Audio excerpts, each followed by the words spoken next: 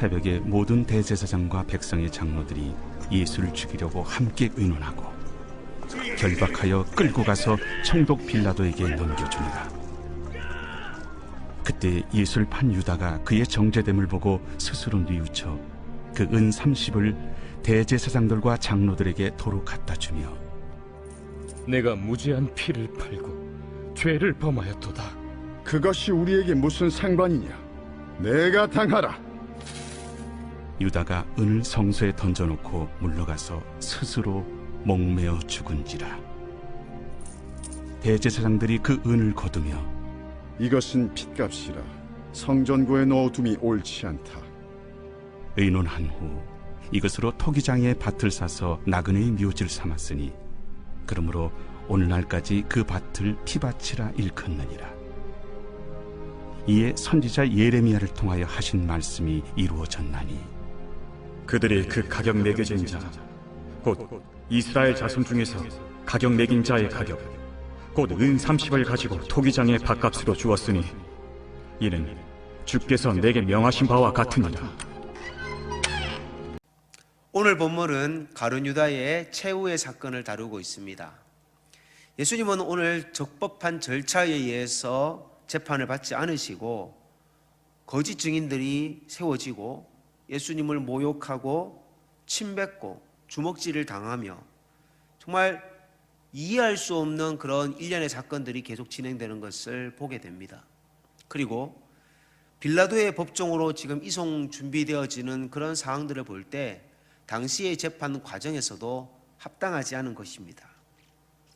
대제사장을 비롯한 사내들인 공회원 모두가 불의한 방법을 정말 정당한 것처럼 그렇게 위장하고 있습니다. 그들은 목요일 밤에 예수님을 신문했고 그 늦은 시간까지 예수님을 괴롭힌 다음에 아침 일찍 빌라도에게 보냈습니다. 왜냐하면 종교 지도자들은 안식일이 되기 전에 예수님의 사형 집회를 빨리 끝내기를 원했던 것입니다. 가룟 유다는 자신의 스승이 아무런 말을 하지 않고 가룟 유다의 그런 잘못을 이미 지적할 때도 그런 내심 예수님이 뭔가 할 수 있지 않나 그런 바람이 있을 것이라고 생각했던 것 같습니다.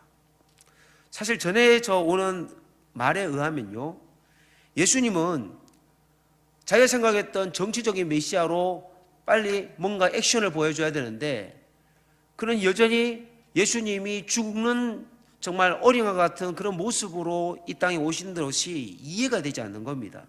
그래서 합법적으로 선포할 예수님이 왕이라는 것을 스스로 선포할 수 있게끔 대제사장 일행에게 내가 예수님을 넘기면 예수님이 스스로 자기를 보호하기 위해서 대제사장들을 심판하고 스스로 왕으로 등극하지 않겠느냐 그렇게 판단했다는 설도 있습니다. 그것이 맞다 안 맞다를 떠나서요, 중요한 것은 유다는 자신이 잘못한 것을 오늘 알게 된 겁니다. 그리고 예수님을 풀어달라고 제사장을 찾아갔습니다. 그러나 가룟 유다의 제안을 그들은 거부합니다. 가룟 유다의 생각은 그가 생각한 것과 지금 전혀 잘못된 방향으로 간 것입니다. 예수님의 모습은 도살장에 끌려간 어린 양의 모습과 같습니다. 뒤늦게 뉘우쳤지만 엎질러진 물과 같습니다. 대제사장에 가서 양해를 구하고 다시 받았던 돈을 돌려주면서 한 번만 이거를 번복하자라고. 그러나 대제사장들도 분명히 장로님들도 공범인데 가룟 유다 너 혼자 죄를 감당하라고 그렇게 매몰차게 가룟 유다를 거절합니다. 그는 잘못한 부분을 하나님 앞에 회개해야 될 부분임에도 불구하고 사람을 찾아가서 여전히 문제를 해결하고 있는 것은 여전히 그가 하나님 앞에서 죄를 지었다는 것을 아직 회개하지 않았다는 것의 반증입니다. 구약에도요, 신약에 자살한 사람은 가룟 유다밖에 없는데 구약에도 자살한 사람은 여러분들 알듯이 사울왕도 있고요, 그리고 아히도벨이라는 사람이 있습니다. 아히도벨이 압살롬을 도와 쿠데타를 일으키려고 했을 때에 그의 모략이 수포로 돌아가는 것을 보고 그도 집에 돌아가서 자살을 선택합니다. 사람의 그런 계획들, 하나님의 뜻과 어긋나는 그런 것들이 나중에 그에게 엄청난 죄의 대가로 돌아온다는 것을 보게 됩니다.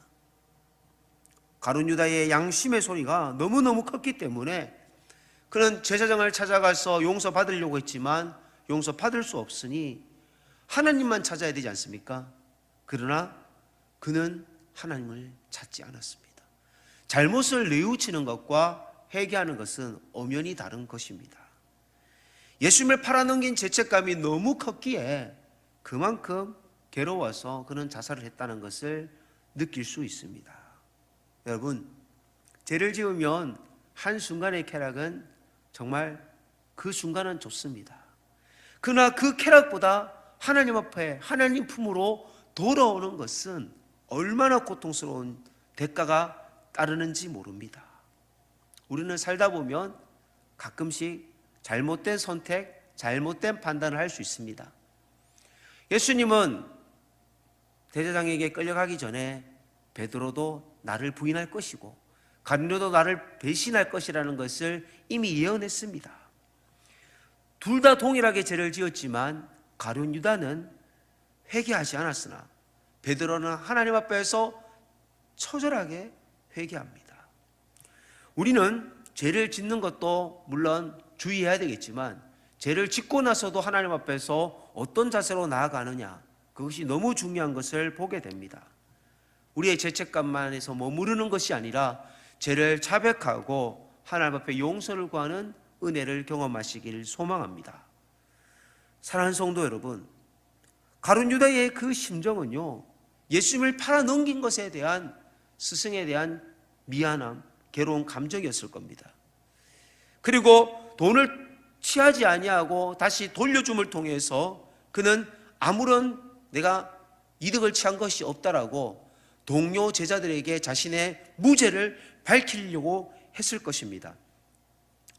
그러나 가룟 유다의 죽음에 대해서는요, 사도행전에도 가룟 유다를 그렇게 좋게 평가하지 않습니다. 결국 가룟 유다는 그 은을 성전에 던지며 자신의 죽음으로써 자신의 정당성을 용서받고 싶었던 것입니다. 그러나 하나님이 용서하지 않으면 모든 것은 용서가 되지 않습니다.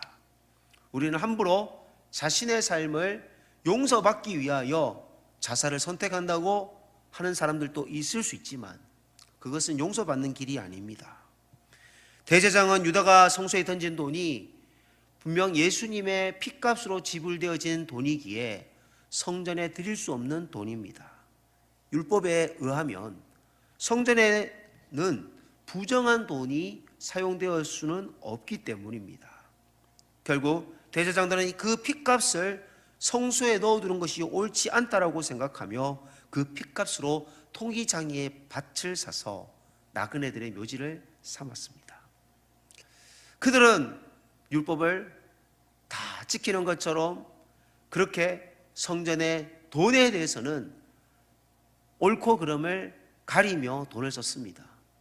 그러나 성전의 주인 되신 예수님은 그들은 시기하였기 때문에 예수님을 십자가에 못 박는 일에 하나같이 그렇게 달려들었던 겁니다. 사랑하는 성도 여러분, 오늘 하루를 살아갈 때에 우리 마음속에 우리도 이렇게 연약한 인생이기에 늘 우리의 삶을 되돌이켜보며 죄로부터 우리를 보호할 수 있게 하시고 또 우리에게 날마다 은혜를 공급해달라고 주님의 능력만을 구하는 시간 되시기를 소망합니다. 기도 제목 드립니다. 오늘 하루도 성령님께서 주시는 은혜의 소리에 집중하게 하시고 양심에 위배되지 않는 말씀 순종적 삶을 통하여 은혜를 공급받는 하루가 되기를 원합니다. 죄를 뉘우치는 삶이 아니라 하나님 앞에 철저히 회개하는 믿음으로 반응하게 해달라고 기도할 수 있기를 바랍니다.